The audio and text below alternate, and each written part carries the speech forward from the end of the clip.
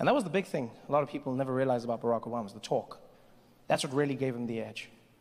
He has a certain way of speaking, a certain voice that commands your attention, makes you feel about him a certain way. It's the accent, the way he speaks.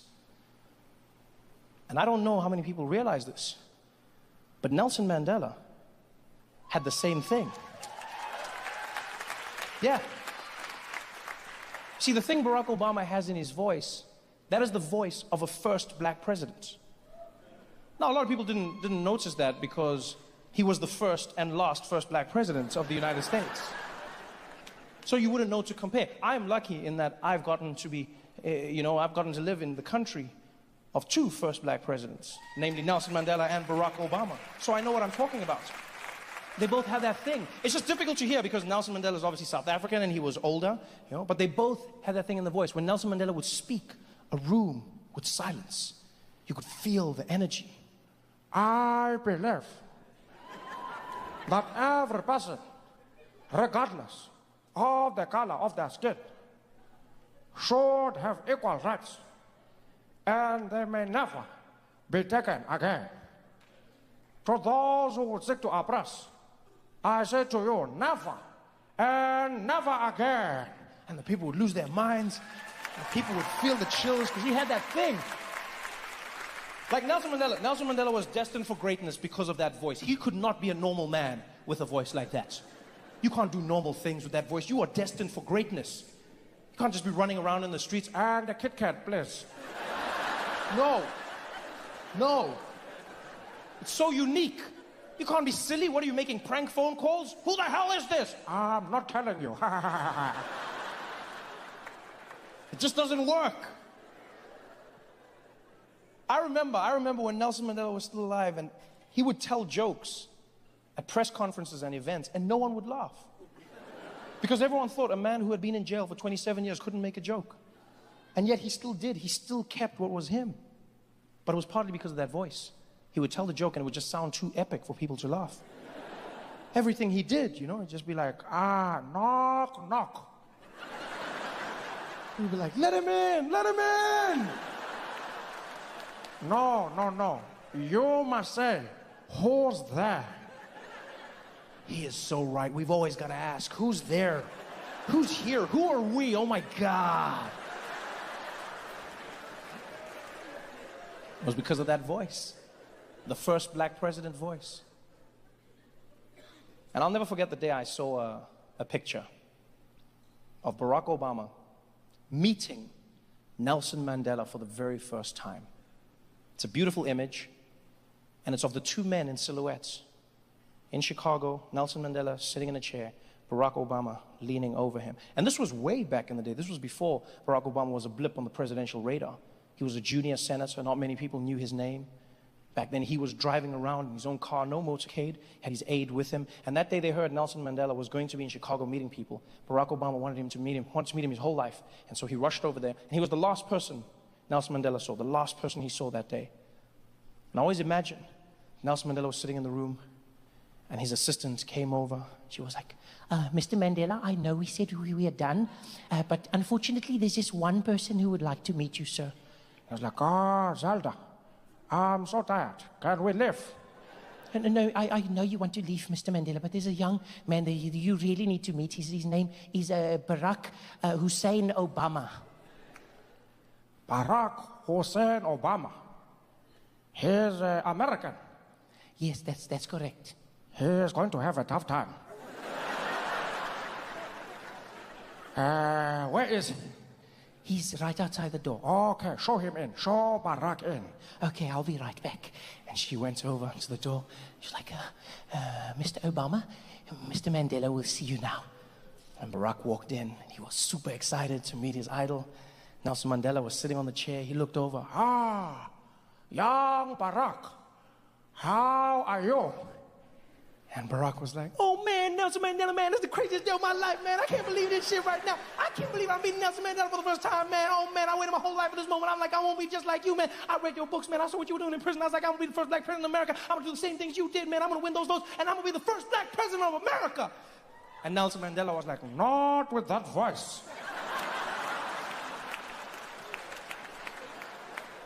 You will scare the white people. Oh man, Nelson Mandela, this is the greatest day of my life, man. Oh, I don't even understand how, man, I just want to know from you, how do I do it? How do I do what you did? How do I become the first black president? Well, first things first, we need to change that voice. You don't sound like you are going to lead anything. I don't know what you mean, man. I don't know what you mean. You are speaking so fast. Slow it down. You are not being chased anymore. I never thought of it like that, man. I never thought. Slow down, slow down. Okay, I guess I do speak fast sometimes. I could Slower than that. I could slow it down. I could slow it way down. Is this good? That's better. Now, you need to make sure you add some bass to your voice. I don't know why that's an issue. Imagine if I spoke like this. Do you think people would have voted for me?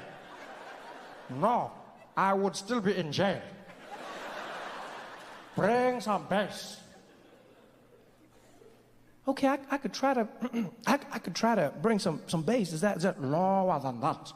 I could go lower than that. Is that good? Lower than that.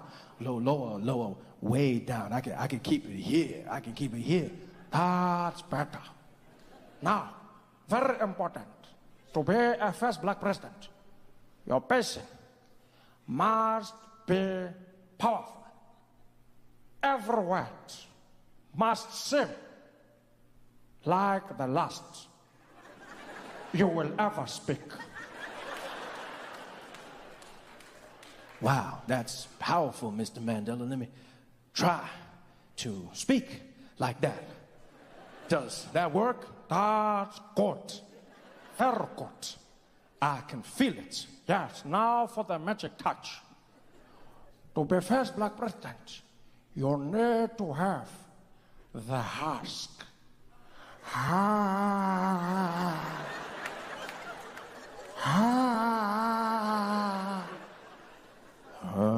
No more husky.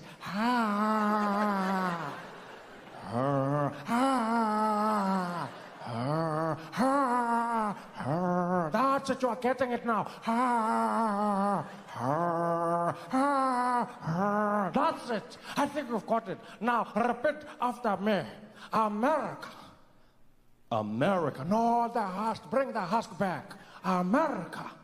America. America. America. America. America. Yes, I can feel it. Say, this is my country. This is my country. Yes, this is my dream. This is my dream. Yes, I can feel it. You are going to be the first black president. I don't know. Do you think we can do it? Yes, we can. Yes, we can. Yes, we can. Yes, we can. Yes, we can. Yes, we can. You've got it right. Now go get them, my nigga.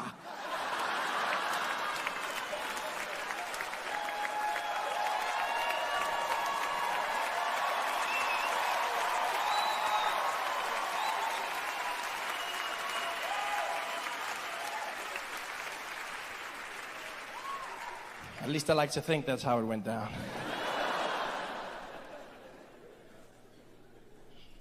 But it's crazy and frightening when you think about how just the way you speak can determine and change your path in life.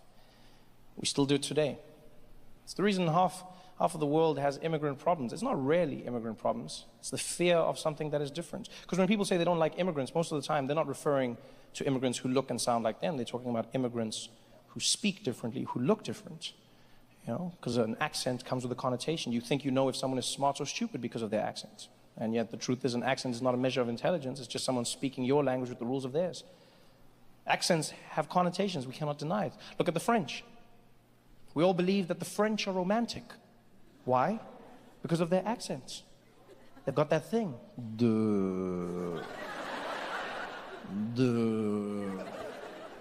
I was thinking that maybe we could, how you say, afterwards, maybe we could try to, Oh my God, he's so sexy. Oh my God. Accents determine how we see people. Same thing happens with the Russians. The Russians, the most feared people on the planet. Why? Because of how they speak. I don't care who you are, you cannot deny that when a Russian speaks, you are not comfortable.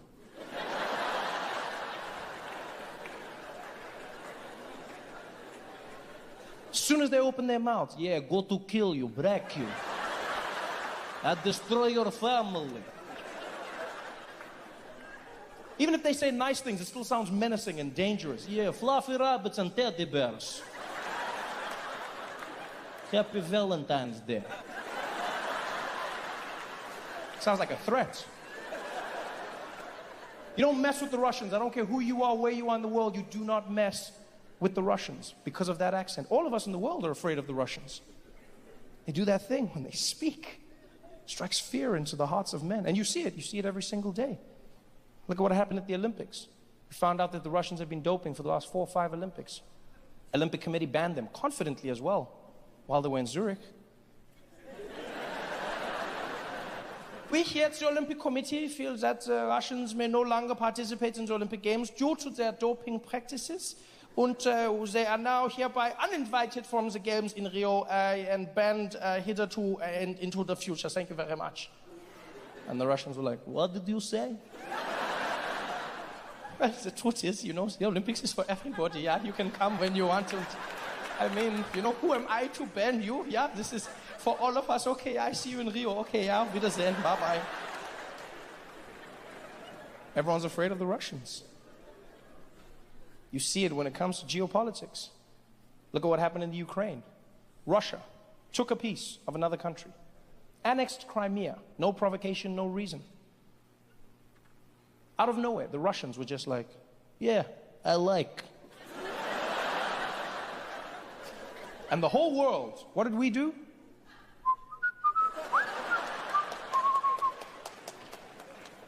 You don't mess with the Russians. Most frightening people in the world. You know how I know this? You know how I've learned? Because I've learned how to use the Russian accent for myself. I've learned how to harness that energy and use it for good. I'll share this with you, I don't mind. I'm not particularly comfortable in the house at night by myself.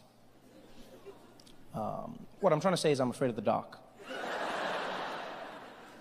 And I know it's stupid to be afraid of the dark, right? Because there's nothing there, 9 times out of 10.